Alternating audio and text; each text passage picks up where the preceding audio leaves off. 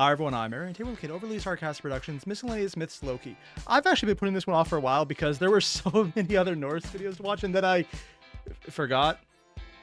Yeah, that's the reason I didn't get to it before. We're going to do it now though because I finally remembered, as in people reminded me finally, and I kind of listened for once. More importantly, you guys know the deal, link below, original video, and let's ignore the fact that I meant to do this almost half a year ago, because that's actually still faster than my usual turnaround time for when I actually need to do something and then completely forget. Yeah, that's depressing. More importantly, link below, video, hit it up. Let's get started. Most of us first get exposed to mythology through illustrated kids' books. This gives us the false impression that mythology is like a... Wait, I didn't actually know there were illustrated mythology books. In hindsight, it makes perfect sense, but I've literally never seen any. Yeah, my entire experience with mythology came from internet searches as a teenager and preteen, because wiki walking way too much, and Disney's Hercules. Yeah, finding out how wrong that was actually fun. Book, written down and not particularly prone to change. But that's more like what mythology fossilizes into over time. The actual living mythology looks very different from the carefully articulated skeletons that we put in the museums. Mythology is stories, and stories change with every telling. If you're passing stories... Oh yeah, this is Dionysus's progression from being more of a satyr to being the trickster satyr to being Bacchus, who's just more of the drunk, lovable, affable, also murder cult guy. Yeah, that was a thing. Stories down generationally through folklore and oral tradition, things change a lot, especially the characters. And in mythology, the characters are gods. So the gods end up evolving alongside their society. Oh god, the evolution of gods through history is literally just fan fiction written about someone else's favorite OC.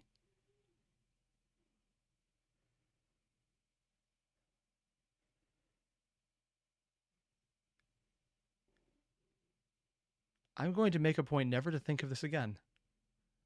Every time a myth of a god gets written down, it's like a photograph of that god in that single moment of their development, or like a single frame from an animation. That single frame might be very cool and interesting, but if we can find enough of those key... Oh, I absolutely love this animation. Holy she's literally showing the progression of the god in the video she did, but completely simplified so you see every step of it. That is so cool. This is 3 years ago?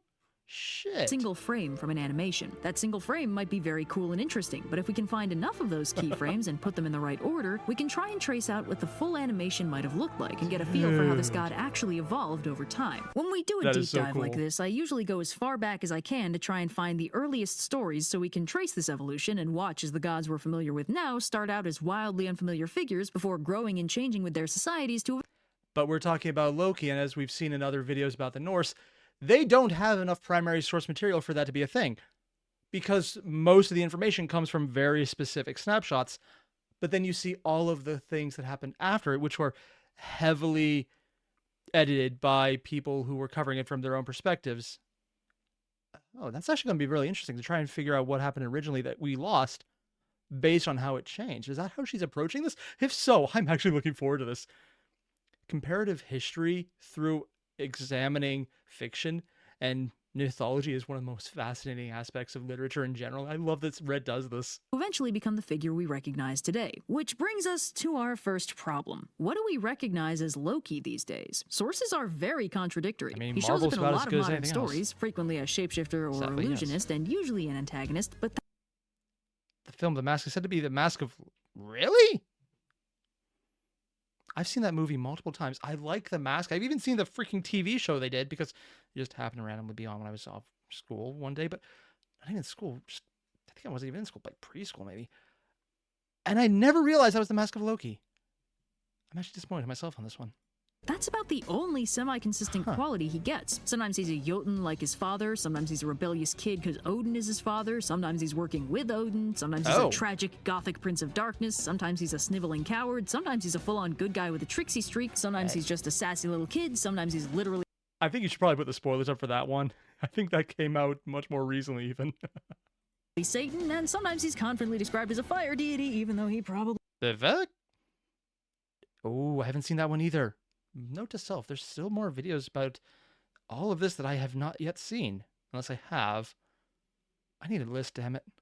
Isn't my bad. So while previous deep dives have had an easy starting point because we have a clear image of where the deity in question ends up, Loki's wildly inconsistent modern portrayal complicates the issue. We can still look back to where he started, but we don't have a clear image of what he's going to become, which is just like him, honestly. He could stand to be a little more considerate about these things, but looking back to where he started isn't as easy as I made it sound. The other main complication here comes to us courtesy of Christianity and the stubborn refusal of the Norse to actually use their existing writing system to write their mythology down before the monks showed up. Wait. So there actually was an existing writing system at the time, and they just didn't. See, I was always under the impression that the existing writing systems were actually from somewhere else just talking about them. I didn't realize the Norse runes, I'm assuming that's what they're going to be talking about, were an actual writing system used by them. I thought it was just something attributed to them as just symbols they use, kind of like, well, I mean, the equivalent of emojis. It's not actually how we write, it's just something we have. Also, for the 5 people out there who I'm related to who are going to see this video and then respond to me, Mike, what are you talking about? I use emojis all the time to text you. Yeah, I know. I'm aware.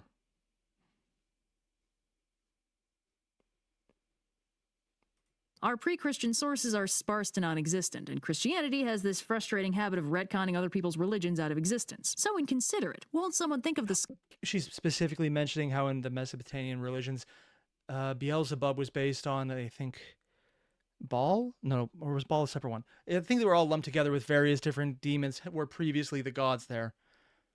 And that's how they moved around that way. And I'm saying Mesopotamian in general, not as the actual name of the religion. I know there's actually a bunch of them, including the Assyrian religions, but specifically because any religion in that area just got lumped in with, okay, this is a demon. Scholars? So instead of diving into the earliest mythology, because we don't have any from that far back, nobody tell Blue, but we're going to... Wait, oh, she's actually diving into direct history? Ooh, this is fun. I'm wondering, though, if we're ever just like going to discover not so much maybe writing, because if they just didn't write it down, they just didn't write it down. Although, maybe we will find that, and we just haven't discovered yet. Or was it something that might have existed in Doggerland? Doggerland? It's the sunken portion of land that they know is inhabited, because when they dredged it, they found the pottery and shards of remaining cultural impact issues on the shores of the British Isles and around there, just because in the previous Ice Age ending, it flooded. Yeah, it's in the North Sea now, I think. So that'd be fascinating if it was that old, but I really don't know about that. It was pre-history as far as we know. Now, that's just speculation on my part, although I would love to find out if there's a paper on that. Try starting with the real history about as far back as we can go. The end of the Ice Age, when the glacial ice pack finally... Oh.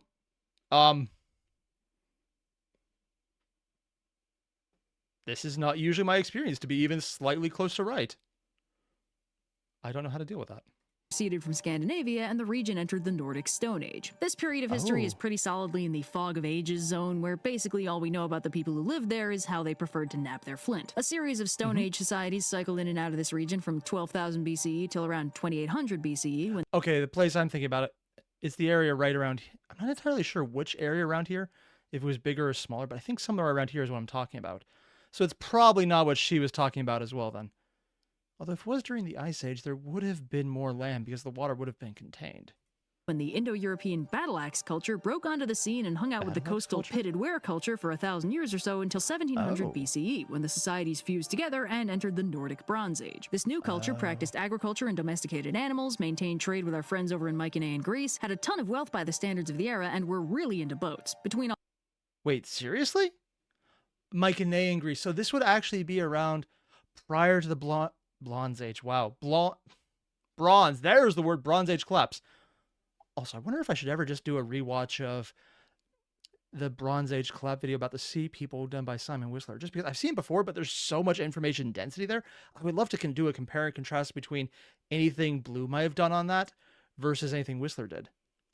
If Blue did anything about that. I'm literally considering comparative history assessments as a video. And even though I know there's no way anyone will watch that, I legitimately really want to do it because I think it would be fascinating, at least to me. I'm getting my geek flag really high today. Probably the coffee. No, wait, I'm drinking tea. That's probably why. Yes. Okay, note to self. Hi. If you're going to do that, use more than 2 fingers to actually hold the freaking cup. All the rock carvings of ships and their boat-shaped burial monuments, we Oh, can already that's see what that how is? these proto-Norsemen were on track to becoming the seafaring Vikings we know and love. Now, they didn't seem to have a writing system at this point, so all the theories about their mythology are pretty fragmentary and not very well. Unless they had a writing system kind of like in South America, where it was literally ropes that were knotted as a way to communicate numbers and or letters. Maybe, because while we know there was information being transferred that way, we don't actually know what the information was, except assuming it was probably numbers. Yeah, South American cultures are fascinating because everything was written down in mediums that literally rotted, except for a few specific examples that were the only reason you found out. Sourced, but we know from their art that they cared about three things: animals, boats, and the sun. They seem that's to the have made a sun? mythological connection between the movement of the sun and the movement of animals, and specifically they decided the sun was being pulled by a horse like a chariot. This is noteworthy Sounds because familiar. it actually survived into Norse mythology in the Oh! characters of Skinfaxi and Hrimfaxi, the horses that pull the chariots of the sun and moon. While plenty of mythologies Oh. conflate the sun and moon with chariots, the person in the chariot usually gets more press than the animal pulling it. Anyway, around 500 BC, there was a bit of a technological leap and Scandinavia entered the Iron Age, working with bog iron they extracted from peat. A little bit of local Bog iron? Oh, yeah, because some iron was found in bogs. I keep forgetting that's actually a legitimate way people found metal. I know I remember reading how it was created, but I don't remember what I read. It's just that I had read it at one time. climate change seems to have nudged the Norsemen a little ways south, which probably helped take them to the next big jump just around 0 CE when the Romans arrived. The transition from the pre-Roman Iron Age to the Roman Iron Age was pretty painless, since for the Scandinavians it basically just meant another trade route. The Romans gave them coins, vessels, weapons, all that good stuff. But the Romans got something very valuable for us. They actually wrote some stuff down. In roughly 98 CE, So this is one of those weird things where the Roman habit of just, your culture is now ours, actually benefited because no one wrote it down before. So they couldn't even just steal it directly. They had to steal it by creating something to then take. God. It's a joke, but also literally how it happened. General Tacitus wrote the Germania, an ethnography of the Germanic peoples they made trade with, and noted that they seemed to worship a pantheon of gods led by Mercury, honored with animal and human sacrifices on a specific day of the week.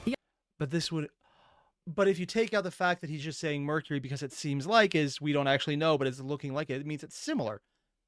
And considering there was trade with Mycenae and Greece, and that was so long ago, there's actually an entirely good possibility of cross-pollination between Norse ideas coming down to Greece, or vice versa, depending on which one was older. And considering my knowledge of Mycenae and Greece is... I got almost nothing, almost, because I do know about where they had some very interesting burial, maybe, mounds on Minos. I'm pretty sure it's Minos. There's an island down there that has some really interesting burial, maybe, mounds, and or religious representation coffins, and or caves that are fascinating. That's literally the extent of my knowledge about it, other than the fact it was in the Bronze Age. He also mentioned worship of Mars, Hercules, and Isis. Now that classic Roman syncretism is in full swing here, but it doesn't... Roman secret? I mean, they also mentioned Isis, though, and that's Egyptian. But Mycenae in Greece was trading with Egypt, because Egypt was around. And if what became Nordic cultures were trading with Mycenae, it's always weird how there's so many similarities, and there's a really good chance that they're actually all kind of just derivative at this point, isn't it? doesn't take a comparative mythology scholar to work out that this Mercury is the tricksy traveler Odin, worshipped on Odin's Day, aka Wednesday, and that Mars and Hercules are most likely Tyr and Thor. Tyr mapped to Mars because they're both war gods, and Thor to Hercules probably because they're both giant slayers. Unfortunately, Isis could theoretically be any of the Norse goddesses, but Frigg or Freya is probably the best bet. Regardless, this is the first solid written confirmation of the Norse pantheon we know and love. It's fragmentary and filtered through a highly... And that was actually the first written one. Or is it the first written one we know about so far? But that would imply that someone in Mycenae and Greece would have written it down, and there's so little surviving about that. Even if they did, the chances of it surviving at this point is... yeah, won't keep my hopes up. biased lens, but it gives us something to work with. Unfortunately, it doesn't give us Loki, and what exactly that means is a little unclear. He could have been a relatively minor You didn't write down the thing with the goat, right? Shush. figure in the pantheon, not worth Tacitus' time to mention, and since he only listed the hugely important major players with days of the week named after them, that's not too far-fetched. But it's also possible that Loki didn't exist yet, and that's weird. This is also around when the Norse writing system first appears. Oh, Oh. So this is before they even had the writing system. Okay. Comb, 150-ish AD. Vimos. Wait, 150-ish AD? Wow. Runic inscription, Harja. Huh. Oh, it has a comb with the letters of the uniform scratched into it. You could barely make it out. I thought it was just scratches at first, but no, it's the actual system of writing. Oh, that's really cool. And yeah, you can see it's an actual comb too. Futhark runes first get used around 150 CE, theoretically derived from an old Italic script, though it's not 100% clear how they got from the Italian peninsula all the way up to Scandinavia. I mean, wait, Italian peninsula? They were trading with Greece at the time, so this would be something they probably stole from the Romans. But it was around the time they created, so maybe entirely They later became known as raiders. Wonder if they just did basic scouting prior to this, because they had a emphasis on ships, and they already had pre-trade. I wish Red would talk about how they were affected by the Bronze Age collapse, because that could answer a lot of questions right there.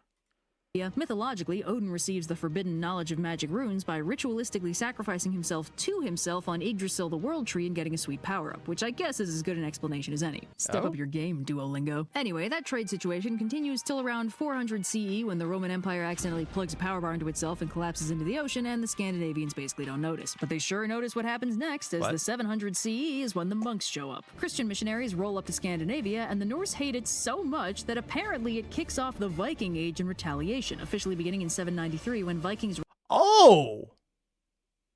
That's what started that? Huh.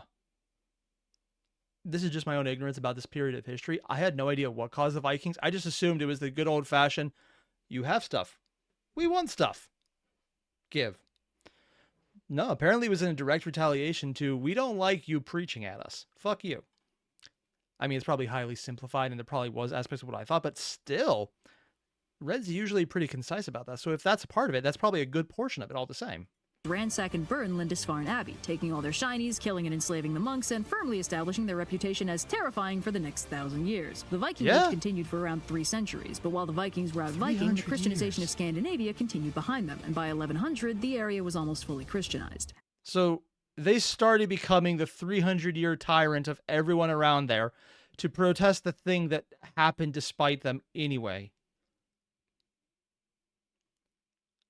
There's some kind of moral in there, but I'm not going to think about it too hard. And then, after all that, we finally get the first reference to Loki. Around 1200, Icelandic politician and historian Snorri Sturluson wrote the Prose Edda, the first written compilation of Norse mythology, apparently in service of his main political goal at the time, which was getting Iceland to unify with Norway under the rule of King Haakon IV. He didn't succeed, and Haakon had the death of Snorri Sturluson colorized it. Wait, what is assassinated a couple decades later. Unify with Norway what under the rule of King that? Haakon IV. He didn't succeed, and Haakon had him assassinated a couple decades later, but that Red, I have legitimately no idea what clip you're pulling up. It looks like some kind of OMG face, but with really fucked up legs and no arms. And a chef hat? You know, it's weird, it's disturbing, and it has someone probably doing something that's dangerous to them. It's either British or Canadian TV. doesn't matter right now, because this motivation completely reframes his role in compiling the Prose Edda. Iceland and Norway were fully Christianized at this point, but by consolidating their shared pagan history and mythology, Snorri could give them a single cultural identity to promote their unification under Haakon. Sure, we're Iceland and you're Norway, but we're all Norsemen, right? Bring it in. So that's... Wait. So there's a chance that she's about to say the entire point of Loki was to say interloper who came in, so... Is there a chance that Loki was invented here as a way to say, hey, look at what this guy who didn't belong here did to destroy everything? But then it got lost in translation because he missed the message he actually was going for. So in that case, would that literally mean Loki representing Christianity? Not the approach I was going, and I'm probably wrong. That's why the Prose Edda begins with a prologue describing the Christian story of Genesis and reframes the Norse gods as Trojan heroes who fled the fall of Troy, settled in Scandinavia, and were accepted as divine kings thanks to their superior technology. That's right, Snorri Sturluson ancient aliens himself. Anyway, with that... Oh, wow, that's even dumber than I was expecting. I thought it would be something along the lines of, Yeah, here's the metaphor for Jesus. No, here's a metaphor for they're actually Trojans, and the Greeks, Mycenaean Greeks, came here and they were worshipped as gods, which admittedly would make less sense considering what we've just already covered in Red's part, where they existed during the Mycenaean Age, which might include the Trojan War itself. So it's less that they were the sophisticated ones, and more like there might be Greek survivors who are like, hey, I remember these guys. They were around when we had a different culture altogether. 3 rings. Oh, wow, 5 rings. I know it's not a reference to Olympus, but, or not Olympus, Olympics. I wonder if that's a cultural thing where they just had cross-pollination of the interlocked rings, or it's just something most cultures come up with. It's just such a common motif. But if Christianity proved justification out of the way, Snorri dives into what we hope is some proper pre-Christian mythology. And this is where we get our first look at Loki. Now, Loki pops up all over the place in the prose edda. He's referred Backbiter. Inventors of lie to see, beautiful but evil in disposition.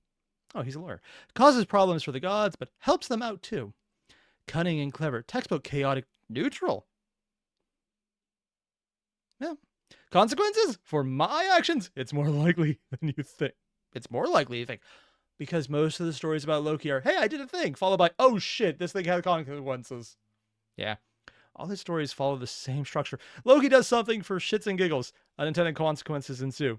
The Airier force Loki to fix it. Yeah. to with the epithet backbiter and described as fickle-minded, the inventor of lies, and beautiful but evil in disposition. So basically, classic femme fatale. He's summed up in one sentence as regularly causing problems for the Airier, but just as regularly helping them out with his clever tricks and schemes. Basically, the token chaotic neutral teammate who causes problems for shits and giggles, but then cleans up his mess when he has to. He has phrasing in D&D terms like that makes me realize that's definitely not every character I've ever played. If anyone from my play group is watching the video, I am so sorry. Not sorry enough to change, but it's a standard token apology. Just take it. It's the most I'm ever going to do.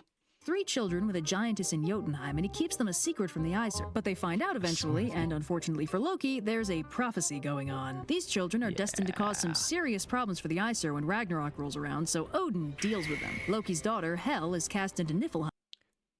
After my nap, we begin the vengeance? Yes, my queen. Now pick me up. And while she becomes the super powerful queen of the dead, it's pretty clear she can't really leave. His son, Jormungandr, is cast into the ocean where he grows to enormous size, and his other son, the Fenris Wolf, is too powerful for the Aesir to take head on, so instead they take him in to keep an eye on him, and he lives alongside them in Asgard for a while, even becoming close friends with Tyr. But as he grows bigger and stronger, the Aesir get more and more worried, and eventually come up with a scheme. Framing it as a game, they tie up Fenris with stronger and stronger chains, though they can't find anything that holds him for long. Eventually, they commission the dwarves for a chain made of impossible. This is getting a bit weird. No, man, it's totally cool. So not only is it an example of this isn't actually Loki's fuck up, this is literally showing that even though there's a prophecy, you're doing the Oedipus thing where you're making the prophecy happen. Yeah, I mean, when you get to a prophecy, there's really only 2 ways to do it. You either have it happen on your own, and you were unable to stop it, or you make the prophecy happen, and you were completely able to stop it if you didn't try. Because if you make a prophecy and then you do nothing and it also doesn't happen, that's boring and no one should ever write a story involving that. Or if they ever did, it's probably been forgotten because it's stupid. It's like, I made a prophecy that tomorrow I will win the lottery. Cue me still being here because I didn't win the lottery tomorrow. Possible things and ask Fenris if they can try it on him, but he's starting to get understandably suspicious, so he agrees on the condition that one of them put their hand in his jaws. If they betray him, they lose the hand. The Aesir are obviously reluctant, but Tyr agrees, and when Fenris can't break the chain and realizes the Aesir betrayed him, he bites off Tyr's hand. No word Tyr kind of deserved that one. Dick move. on how Loki felt about all this, but we can assume not great. There's another story where a disguised giant offers to build the Aesir a fortress, but as payment he wants the sun, the moon, and the goddess Freya. The Aesir agree because they want that fortress, but they also really don't want to pay for it, so they force Loki to sabotage the construction so the giant won't finish in time. Loki break the contract at any cost. Any cost except the actual price. I have no idea what that says in runes, but it's probably something very blatant. Beef Batty? I have no idea how to read runes. He does this by turning into a mare and quote-unquote distracting the giant's horse, and when the giant realizes what's happening, he returns to his true giant form to file a formal complaint with his battle axe, at which point Thor kills him. Loki later gives birth to a healthy 8-legged foal, and that's how Odin got his faithful steed Sleipnir. And before we all judge Loki, let's Wait, Sleipnir? I thought it was Sleipnir. Oh, I've been misreading that one then. consider who's more irresponsible, the guy who gives birth to a horse or the guy who rides his nephew into battle. I'm just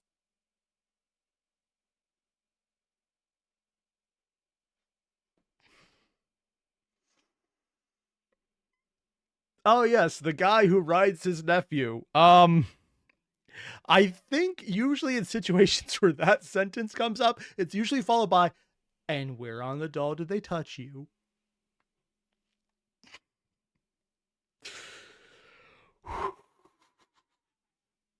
Okay. saying, I know which one I wouldn't trust as a babysitter. And as one more core world-building myth, Snorri recounts the events triggering Ragnarok, where Loki arranges for Baldur's death by mistletoe and flees from the angry Aesir, living in Admittedly, if he killed anyone other than Baldur, it probably would be justified at this point. hiding and incidentally inventing the fishing net in his spare time. When the Aesir find him, he burns the net and turns into a salmon, hiding in a nearby waterfall, but one of the Aesir deduces his Kavasir? Future key ingredient in the meat of poetry.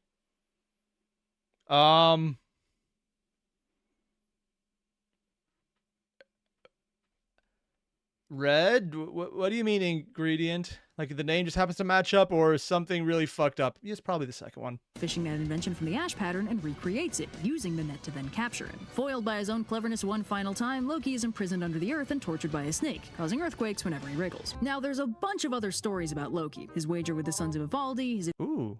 Oh, the Utgard Loki one. I know that's a video she did, but I need to watch it still. Let's just get to work. Just...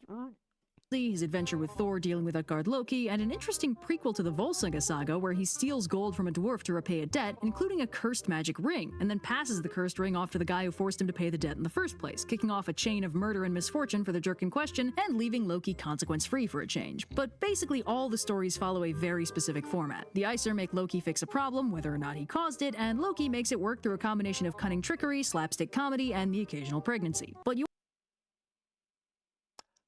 Yeah. When a pregnancy is the solution. Not usually how that has developed after this point, apparently. And I'm including most of the royal relationships because that definitely didn't help. I'm looking at you, Habsburgs.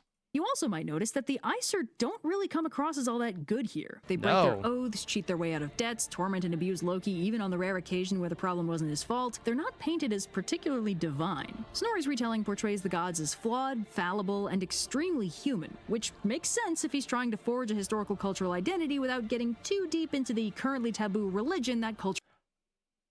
So he could still show his narrative, show his point, and also state his initial premise that they're not gods. They were just thought to be gods because they had great Greek technology.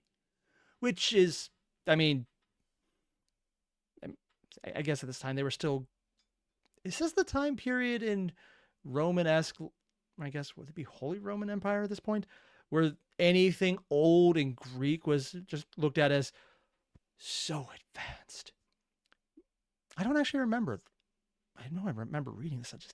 It's one of those things that's going to bug me now. Cultural identity is made from. And there's something kind of Christian about the way Loki is represented in this era, and not in the way you might expect. Beyond the Prose Edda, this era also has the Poetic Edda, an anonymous compilation of poems collected around the same time. The Poetic Edda contains the Lokasenna, the flighting of Loki, an additional bit of detail from the precursor to Ragnarok, where Loki calls out the Aesir on their failings and sins, and how they all like to heap blame on... I did not know about this section. Just calling a spade right to their face.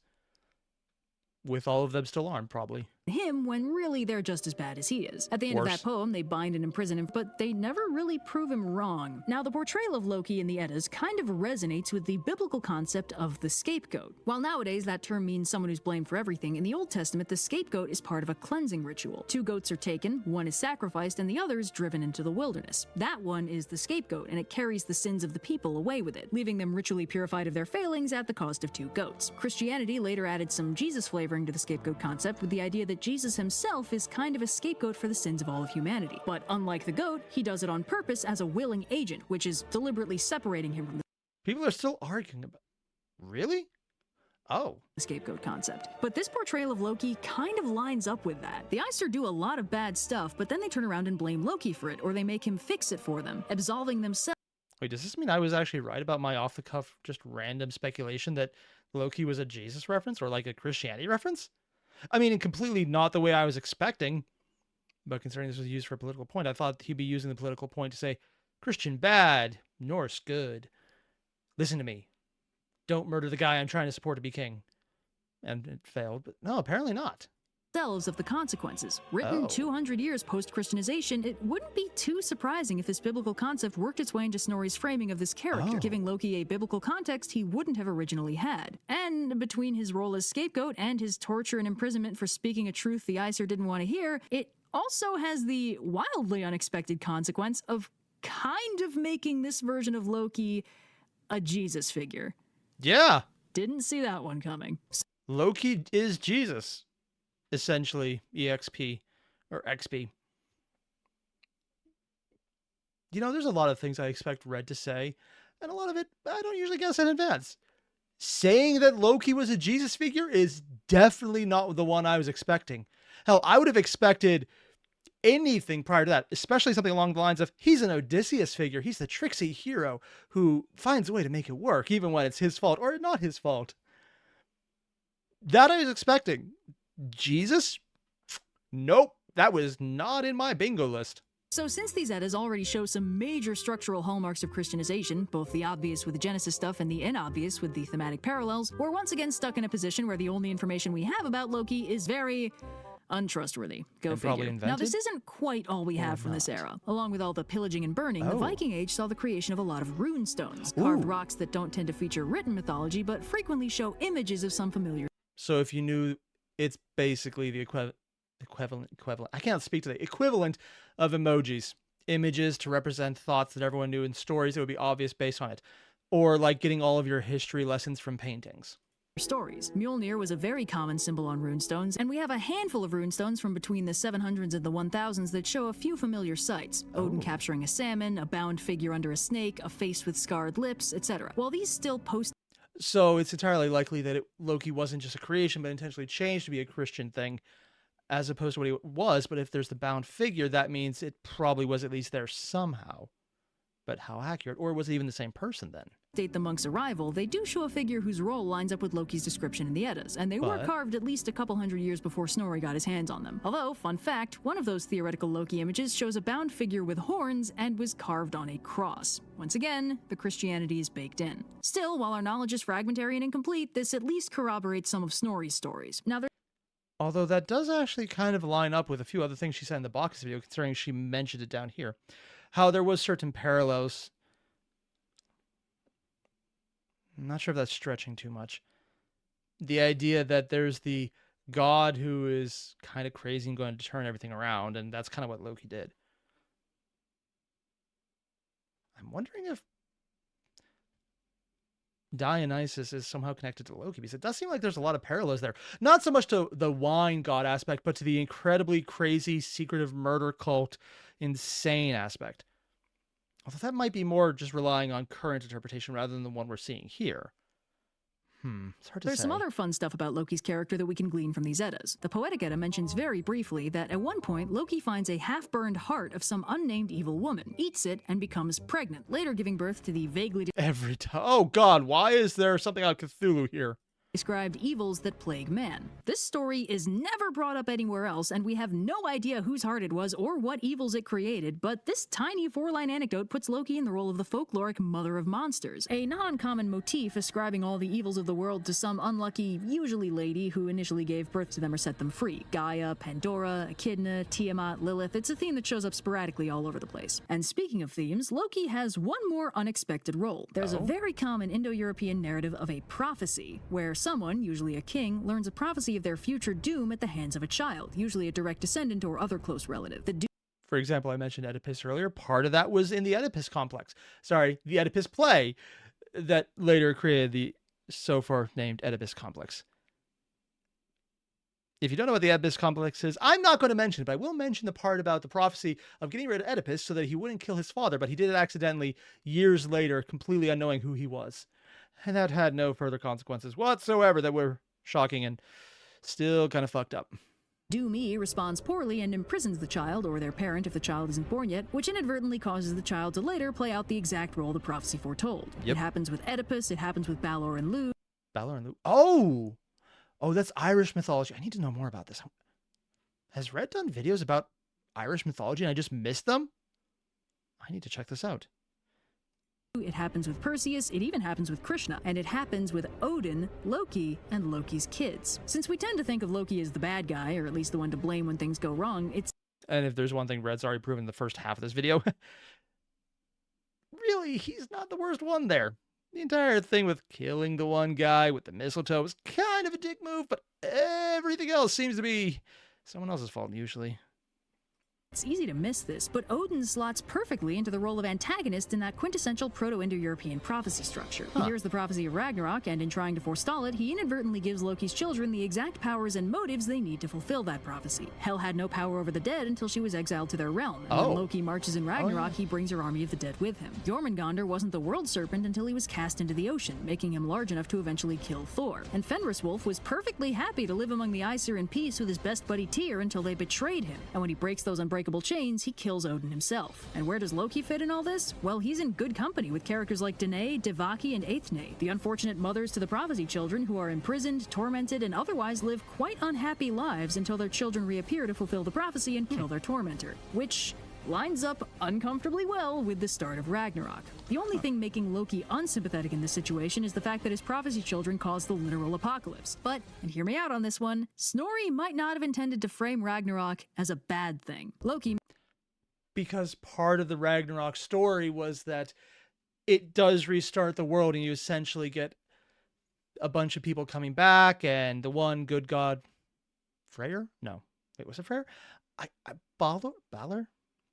You know, I've heard this name multiple times already, and I would remember at the beginning of this video. I just completely blanked on it now. Whatever. He may be a backbiter and a trickster, but at this point in his development, he's in a surprisingly sympathetic role. He helps out more than he hurts, with the noteworthy exception of the death of Balder and the onset of Ragnarok. That's it. But even that story is kind of suspicious. There are plenty of theories about it, but one of them suggests that Balder's death is actually a ploy by Odin. Odin received a lot of human sacrifices, at least in the mythology, and he's sort of died a few times.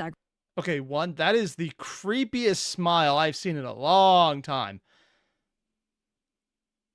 And considering the upturned side of the lip is usually a very synonymous smug grin. It's not even a smile. It's more just, yeah, I know what I'm doing. Oh, that is disturbing art. Sacrificing himself to himself for power and knowledge. Also, yeah. It's nice to see someone else who's done something so well known that is literally on my level of ability to draw. This is still beyond me. I can make fun of this as much as I want. It's still better than my own art. And Balder's death by mistletoe has some suspicious mythological resonances to other stories of sacrifices to Odin. There's a story about a legendary king, Vikar, recounted in detail in the, I'm not even going to try and say that saga, late 1200s, but referenced in earlier text, like the Gessa Danorum in 1100s. Ooh. Whose ships are becalmed because Odin requires a blood sacrifice, and Vikar's name is drawn every time they draw lots. Vikar doesn't want to die, so his counselor assures him that we won't actually be killing you. Oh, good. Cow gut soft. Sticks. Harmless. really kill him. They'll do the setup for the sacrifice, but instead of actually stabbing and hanging him, they'll use a harmless tree branch and like a really soft noose. But when they do, the branch suddenly turns into a spear and the king is really killed. Trying to fool Odin with a fake harmless sacrifice isn't very wise. So when Balder is killed by a weapon made from a harmless little mistletoe branch, it lines up alarmingly well with this story of a tricksy sacrifice to Odin. And we gotta remember, Balder doesn't stay dead. He comes back after Ragnarok, and Odin knows this because he knows the prophecies of Ragnarok. It's also noted in the text that nobody knows what Odin whispered in the dead Balder's ear, but why would he whisper in a dead guy's ear at all? Balder is killed in a way that closely resembles a sacrifice to Odin and comes back even better than before, something Odin famously did to himself to gain knowledge and power. And with all that for context, Loki's role in the death starts looking a lot weirder. And for that matter, Loki's relationship with Odin is a subject of academic debate. Considering a lot of what's been done is Loki does thing for asshole who has bit off more than they could chew for unintended consequences. And by asshole, I mean, well, actually all of it is here now I think about it. But a lot of it either for him or Odin's part Oh, that's actually a interesting way to frame this, that it could have been him acting on someone else's aspect. I wonder if someone's just written their own story about that aspect. I mean, with all the speculative fiction out there probably has been one. The Poetic Edda describes them as blood brothers, but some scholars suggest that Loki might actually be an aspect or a reflex of Odin, some offshoot deity playing a specific and unknown role. They are both tricksters and masters of disguise, And considering, she even brought in Mercury, which I was about to mention, or Hermes, messenger of the gods, considering the conflation of Zeus and the guy telling the job, that might even work there for that aspect if you're doing that, to conflate the two gods, the messenger of the gods and the god who's giving the message. Huh. If I had to pick a Norse god to map to Mercury or Hermes, the trickster god and thief, I'd probably pick Loki instead of Odin. Baldur's death smells of lost mythological context and ritual implications. There's more going on here than we know, and that means Loki's role in the death is similarly. Also, interesting how the one guy doing it has a closed eye while the one watching has two eyes open. Mysterious. Anyway, this is I think it's Loki's unfortunately in the staff. I thought it was a category joke. of we'll Maybe I'm probably never really know what was up with that, but it's still valuable Yeah. information just to know that this story probably shouldn't be taken 100% at face value. Loki does a lot of dumb stuff, but casual god murder is a bit outside his regular wheelhouse. And here's another No, I mean, if it was casual god pregnancy, there is a disturbing amount of that being in his wheelhouse. weird angle. Because of Snorri's authorial biases, his very conspicuous framing of the Norse gods in the strict past tense, and his extremely careful separation of these pagan myths from the Christian faith they've adopted, Loki killing Balder and triggering the twilight of the old gods might have been originally presented by Snorri as kind of a good thing. There's this biblical concept of cleansing Armageddon, that the world gets too messed up and sinful and your only option is to burn the bad stuff to the ground. Oh. Cleansing Armageddon. So not just the end of the world, but an end of the world.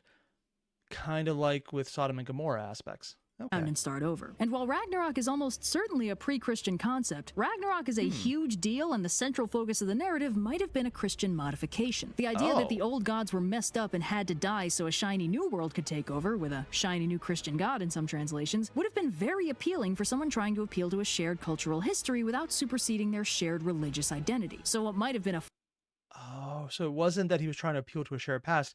He's trying to appeal to a shared past that is still staying in the past rather than embracing the old. It's embracing the old we used to have, but also acknowledging that we still have this new thing, and I don't want to say anything against it because I'm technically a monk. footnote or a highly contextualized ritual in the original folkloric space could have ballooned into being Loki's defining act, killing Balder and kicking off a cleansing apocalypse to make way for the new world. And again, as we've discussed, Odin has a lot of themes about dying and then being reborn even better. And it's Which means that when she mentioned that he whispered into the dead man's ear, Balder's ear, it's probably something that in earlier stories would have been well known because it was a secret to everyone but the people hearing the story at the time. Unless we're going into those secret knowledge cults, kind of like Dionysus, where it was known only to the people who were in the know and explicitly hidden from everyone else, which you can't discount either. another facet of Loki's character that's not nice, but from Snorri's perspective was probably still fundamentally good. All in all, the Eddas don't exactly paint a flattering portrait of Loki, but he still comes across as unconditionally necessary. He solves problems nobody else can handle, he gives the gods a scapegoat so they can maintain their own perceived flawlessness and never introspect enough to meaningfully improve.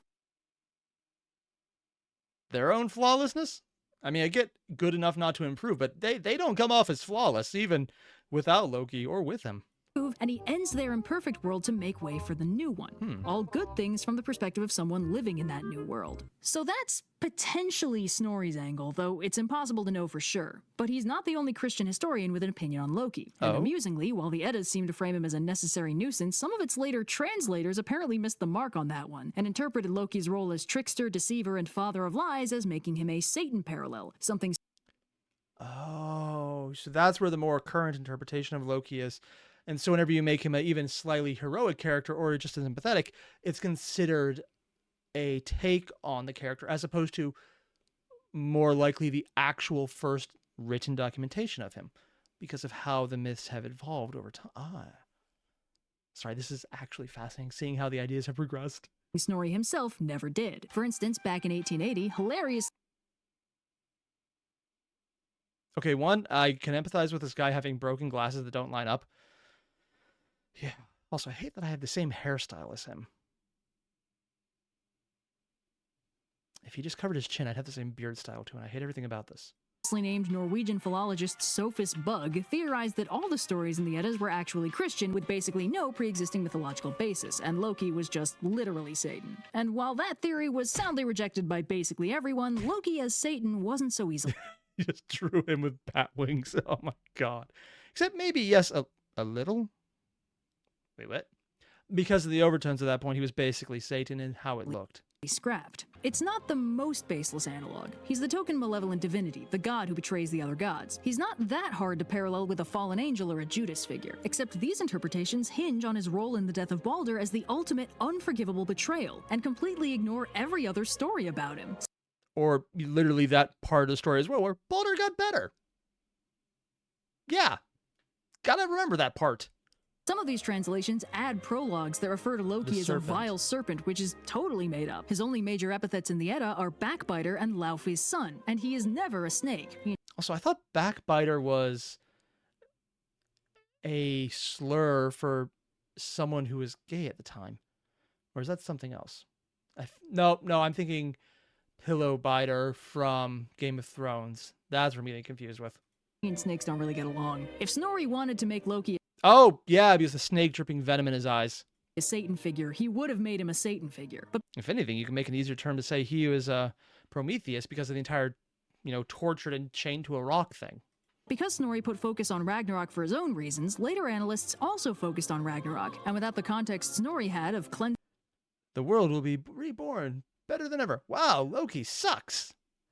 Yeah. the old world to make way for the one we live in now, it looks like a very bad thing, a tragedy, and it looks like it's all Loki's fault. With this perspective shift tipping Loki from necessary nuisance into fully antagonistic, Loki's complex and surprisingly sympathetic framing from the Eddas gives way to a much more basic one. Cartoon Lucifer. He's still a liar and a trickster. Oh my gosh, she had fun with this one. Just the little tongue, the flaming hair, and she even has the dramatic cape twirl.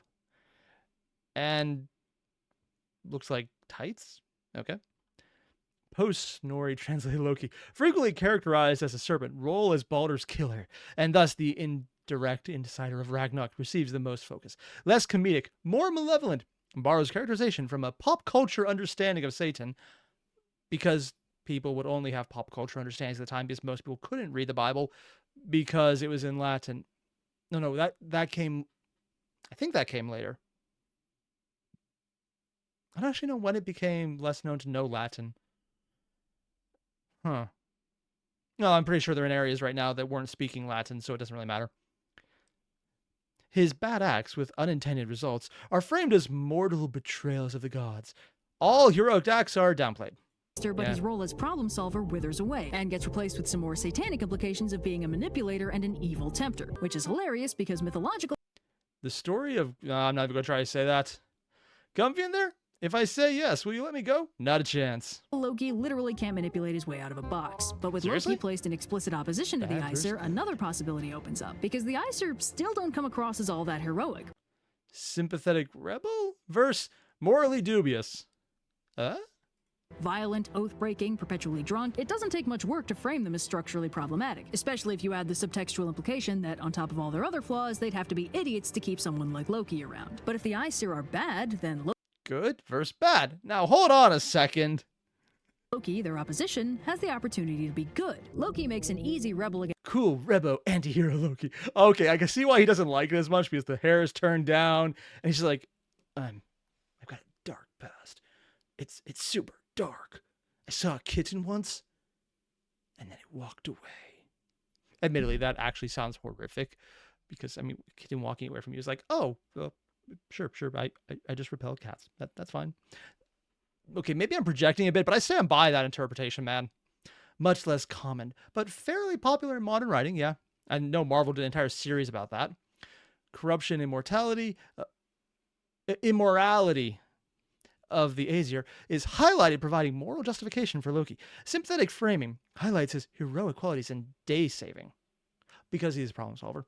Also focuses on his torment by the Aesir. Sometimes even killing Balder is framed as justified, even necessary. But that also has the same issue of ignoring the fact that he got better.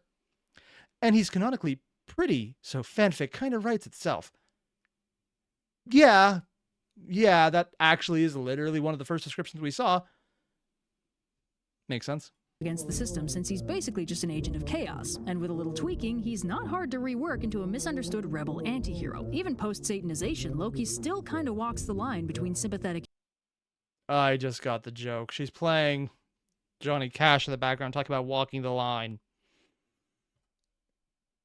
Yeah, I get it. I wasn't even sure what that song was until she said it. It's like, oh, nope, it's clicking now. Because it's just blurred enough for copyright reasons. Damn it, Red. That's going to be in my head all day now. and unsympathetic. Loki's character is fundamentally transgressive. He breaks rules and he crosses boundaries. He's pretty much the only Norse god who changes gender on the regular, and even his heritage crosses a line. A Jotun father and an Aesir mother, mixed parentage no one else seems to share. He travels a lot, accompanying Thor on the occasional journey, but more often... I'm sorry, what was that?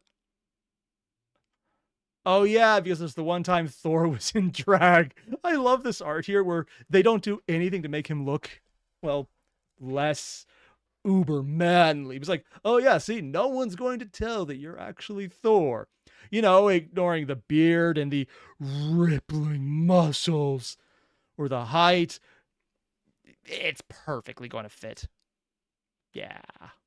But more often borrowing Freya's feather cloak to travel to Jotunheimer to the realm of the dwarves. He doesn't fit easily into any one realm, and his divine domain is also a bit uncertain. Oh, he has a domain? That's a weird thing to overlook, right? He's a god, but why was he worshipped? Tyr and Odin, gods of war, were prayed and sacrificed to for victory in battle. Freya and Nord, gods of fertility, were sacrificed to for peace and a good year. Thor, god of storms and rain, was sacrificed to in times of famine or disease. But I can't find any big sacrifices to Loki or any agreement on what exactly he was the god of. I mean, at that point, that would just be bureaucracy. Considering we've heard so many stories about Eddas from similar eras involving tons of writing about bureaucratic processes, my joke might be accurate there. Not that they would worship Loki for that, but there probably was a god of bureaucracy that they did actually use. Lies and trickery were his personality, not his deific domain. Thor wasn't the god of getting drunk and hitting stuff. The gods were... I mean... if you got to worship someone for that, that would actually be someone in the Greek pantheon. Worshipped because they played a role in the day-to-day lives of the Norse. What was Loki's? Unfortunately, it's really hard to tell. If he wasn't getting festivals or big dramatic blood sacrifices, it wasn't really going to be written down. Or had a statue or some kind of keystone of. And that does go back to the initial idea. Is he one of the original gods or one made up? Or are we conflating a bunch of other stories that may or may not be him, which is entirely possible still. Maybe he was worshipped in smaller, more domestic ways. Maybe he was one of those antagonistic gods that people would pray against, but there's basically nothing to go on here. This is around the time where, with no other clues to go on, I'd want to dive into the etymology of his name to find out what he originally meant on the most basic level, or to see if he was based on an older god. But, unfortunately, that information doesn't really exist either. Loki's name is short and simple, and the etymology is a subject of furious debate due to its because it's so small, and if it was a longer, more complex name, you could see where it comes from, but it's a proto-language in its own right, and it can sound like a lot of others. So fire, liar, Lugo, flame. Damn. I usually like when she does this, but it just hurts more because she's going into the detail of why you can't. Similarity to the Old Norse word logi, meaning fire, some people have suggested that he was a fire god. And while he might have been some sort of heart spirit, more on that later, he doesn't seem to have been a fire god. The words are similar, but not cognate. Plus, in the myth of Utgard Loki, he loses an eating contest to Logi, the personification of fire. That wouldn't... Which would intentionally be not a thing, because if you have a story about who you think they might be, usually when you have those stories, it's one version here, one version there, as opposed to, here are the two separate deities. Yeah, unless it's much further down, but if this is early enough, maybe it wouldn't work. Make any sense if they were supposed to be the same being. So it's not Logi. What else could it be? Well, there's a few possibilities. It might be derived from the Proto-Germanic root luk, a root used for words related to loops, like knots, hooks, and locks. It also sees use in words for spiders and spider-related things. In Swedish and Faroese, the word for cobweb is literally Loki's net. That one. So, is Loki a spider? Well, possible. Considering he invented the net as one of the stories, but that was more about fish than spiders. And delightfully creepy, that particular spin doesn't really have much evidence in the folklore. Really? Talking about net and spiders, and she just says spin, doesn't even highlight the fact that she knows what she did there. That pun, I mean. Props to her for getting it in. I'm a little jealous. But Loki doesn't need to be a spider to have something to do with knots or nets. Loki's name could mean something a lot more basic, like Entangler, which would fit pretty well with his mythical role of inventing the fishing net, which was then used to trap him. He entangles other people and himself in equal measure. This also is still ignoring or not ignoring, but just highlighting the fact that we could also be completely wrong altogether, and this is not one god. It's just one person assuming it's one god for their narrative purpose and trying to get their idea across. But it could also be multiple stories of multiple gods. It could be a person. It could be any of the other gods we already mentioned. It could be someone we don't know, for all we know. Although at that point, Loki is a good enough stand-in as anything. also makes sense if Loki is more like a title than a name. Utgard Loki, the illusionist giant faced by Loki and Thor, is very confusing on paper. He has no apparent relation to Loki, and they don't seem to know each other, but his name, Utgard Loki, means Loki of the Outyards. If Loki... And that would imply Loki's a title. If it's someone of there, that would be like the baker of here, or the shipper of here, or the... Did I just say the shipper?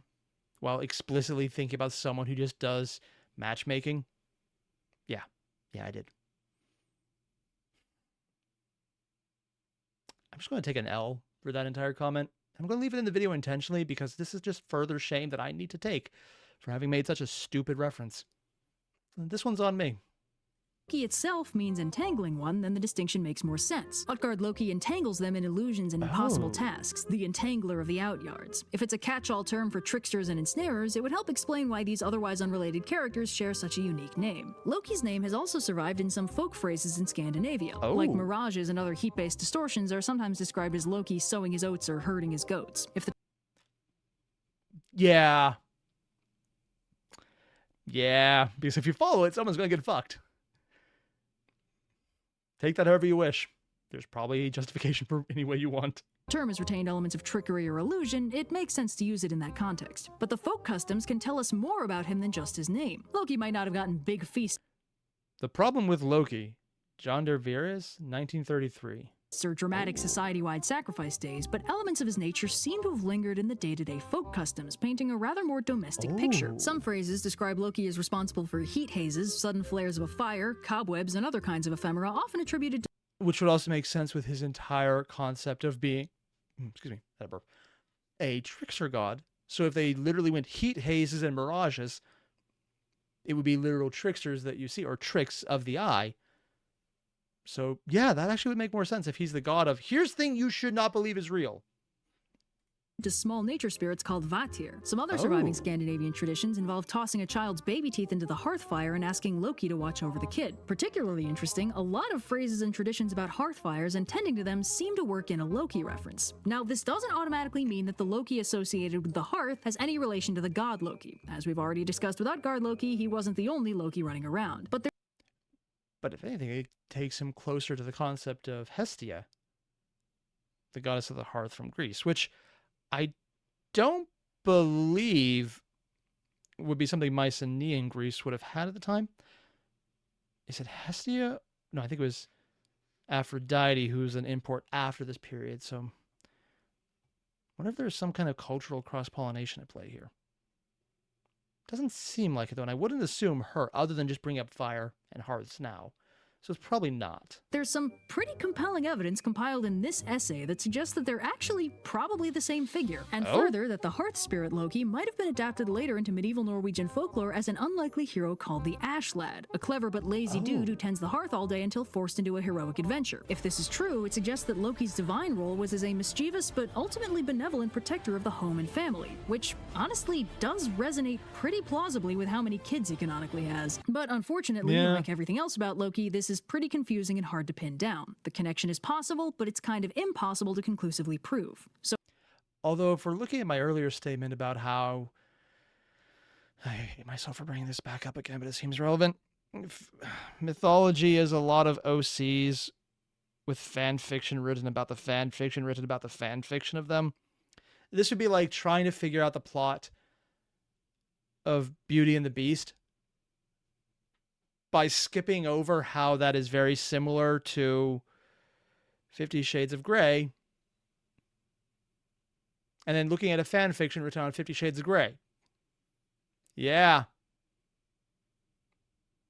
I hate everything I just said, but it is unfortunately exactly right, including the skipping over Stephanie Meyer's Twilight aspect and how the only connection there is it's literally a Beauty and the Beast scenario. So the novelization of one would have the impact of the other because it's a similar type of plot line. So you could see the intended consequences there that she would probably be aware of, because when you fall into the trope that like blatantly, it doesn't quite work, but it's not impossible because tropes do resonate. But it's not exactly a one-to-one, and it just, I hate everything I said. There's an idea there, but it's so stretched out and played out that while the information is possible to glean, you're more or less guessing, which is admittedly a lot of what analysis of fiction, history, fictitious history is. And all three of those would be separate categories, because history and fictitious history are very different in the sense that in fictitious history, you have to be very aware of what really happened to make sure you know what the fiction parts are. Whereas real history, the further back you go, and sometimes not even that far back, you know someone is bullshitting because they have an agenda. Like Herodotus, where the name history came from. He is full of shit. But he wrote things down. Yeah. So where does that leave us? Loki has so many stories, but every single one of She did the freaking tack board with all the strings for Loki. Oh my God. them has either a biased She has narrator, a an guy incomplete just narrative, pointing or at it. both. It's nearly impossible to find consistent threads. We don't know when he first showed up or what role he played in the society. We can't connect him to any precursor deities. We can Holy shit, she actually has all the different aspects she talked about. Odin's sacrifice, meaning of Ragnarok, Snorri's agenda, kills Balder. Then we got scapegoats, sanctification, the Christian aspect, comic relief, god of what? Unlikely hero, offshoot of Odin. Yeah, fire, spider, uncertain etymology, wacky gender stuff, mother of monsters coming from the family, and Odin is the antagonist. Holy shit, she actually put a lot of thought into this and how they actually do connect. This is a joke image, but at the same time, it's literally a good description of how confusing he is and really does connect to the right places. Unironically, this works as a very good corkboard connection web. barely even get a read on his personality. Loki is a mass of contradictions. And you know what? That's okay. This is one of many ways the gods can develop. They end up splintering over time. Usually the only gods with one perfectly consistent linear narrative are the ones who had that purposefully constructed by somebody with an agenda. But Which Snorri did, or rewrote purposefully, so we even have to include that aspect where it's definitely been through the agenda as the most ancient version. After the Roman one, which was explicitly wrong because different culture and they just assumed it was theirs. But in a living mythology, a god is worshipped day to day. They play a role in a human life, and people's lives change, and so their needs change. The role a god plays can change a lot over time as the society changes. Without an artificially constructed coherent canon for Loki, we can't really get a good look at a linear narrative for him. But the fact that gods have linear narratives at all is usually an artificial addition from other people. Loki is Or if it's an initial story told about the character that's just too new to get interplay, which is entirely possible as well. extremely So there's an confusing, ad that's older and that's than- okay. Nobody ever said he had to be simple. And the sad truth is that sometimes information gets lost, and once it's gone, we can never get the full picture. Trying to fill in the gaps with information that isn't there is a recipe for conspiracy theories. And to be honest, I don't think there's anything more quintessentially Loki than getting centuries worth of scholars at each other's throats trying to figure out his one true nature. Kidding. Admittedly, when you get into scholars of this kind of stuff, getting someone at your throat is not hard. You just have to say, I disagree with your thesis. And there sometimes have actually been pulled out knives. Yeah, it's all fun and games until someone makes a literary diss, and then you go full Kendrick Lamar on them. Also, I'm making that reference because I just heard Not Like Us, and holy shit, man. Yeah, that would be the equivalent of what would happen if you say someone's thesis is wrong. It's just, less calling someone out for that and more thinking that they were definitely doing it, followed by, knowing they did, because you were probably right there with them at the time, because there's a lot of things in history where it was fucked up.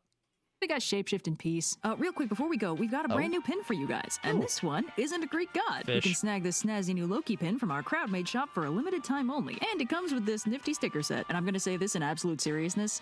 I think this is the greatest thing I've ever created. Okay, thanks. Wait, does that say fish crimes? Arrested for fish crimes and also murder. I agree with her. This is one of the best things I've ever seen on the internet, and I love it. Okay, thanks, bye. I'm looking through So it turns out we have literally no idea what's going on, but there's a whole bunch of things that could have been conflated together. A hearth spirit, various gods, various other gods, parts of Odin, the antagonist Odin, the blood brother of Odin, I can't speak today, blood brother of Odin, there we go. And all those other aspects that could have been conflated. They could have been different stories. It could have been multiple stories about gods who then became the same person, who were just different stories that splintered out, then recombined, and were just kind of understood to be that person, all kind of conflated, and just ignoring the one that was initially in the beginning where it was like, oh, and they're all Greek from the Trojan War. Ignoring that one because, well, obviously just to talk about the society at the time would show that they were contemporaries and they wouldn't fear or believe that they are so technologically advanced because they would deal with them. But they probably wouldn't know that writing that in the Hellenistic periods or anything later than that because history is not well preserved. Except for where it is, but that was not most people. Hell, even what we know today might not even be accurate for all we know. We just have bits and pieces, which admittedly is fascinating, but I mean, I like diving into this stuff and I know more than most in the sense that I know anything about it. And even if most of that's from Red, that still puts me in that category because it's a very small category. The fact that you're watching this means you're also in that category. Not even me, but having watched any of Red stuff at all. Hi, we have a shared interest. I know, it's fun. But I just, this is one of those things where I just wish they would have some discovery of like, hey, here's a vault of grave goods that were found out from an unknown tomb where they were just buried with a bunch of tablets. And we just get a full Rosetta Stone moment here because that is fascinating. I would love to see it possible. And it's not impossible. If they did trade with Mycenae and Greece, there's an entire possibility that there might be something we find someday. But also, considering how long ago that was, it's also equally likely that no. I can hope. I don't think I'm right, but I can hope. Basically, what I'm saying is, this is fascinating. I love these specific looks Red does, where she goes into the history and the lore and the etymology of the words and bringing all the stories together, show how they've progressed. Even if the ending result is, there's a lot of people who are saying a lot of things here. And the only thing consistent is that if you believe it's consistent, you're wrong, and you're probably trying to sell something. It's still fascinating, though, man. I love this. So if you haven't, again, there's a link below to the original video. Even if you already watched it, do it again. It helps Red. It helps the time. I probably will go watch this again because I'm sure there's things I missed and jokes she made that I just skipped over because it's just so much fun, man. But yeah, do that. And I'll see you guys in the next one. Adios.